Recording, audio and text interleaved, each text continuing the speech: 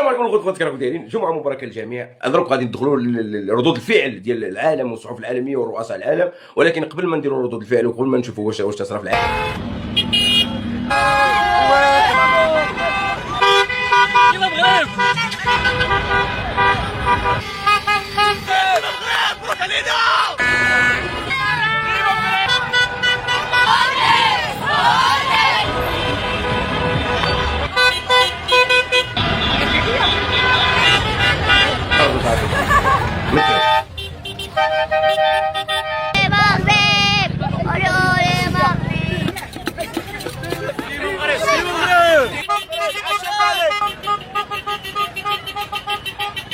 المغرب خويا.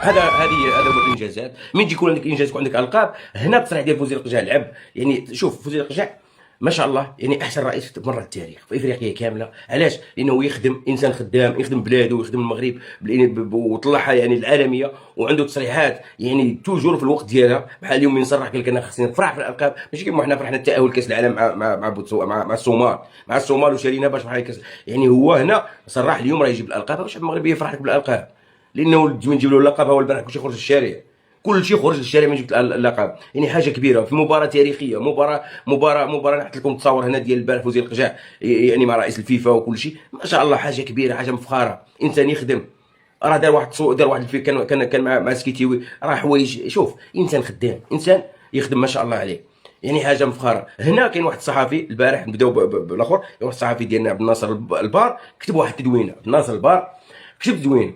انا اول مره نشوف صحفي يستعرف، واول مره فرحان لهذا الشيء، لانه عبد الناصر البار ما قال لي الحقيقه، قال لك بانه الجيران ديالنا هربوا علينا في الواقع. ولكن البارح الصوره ديال المغرب كانت ترند في العالم، المغرب كان ترند البارح في العالم بالانجازات ديالو، وهذه حقيقه.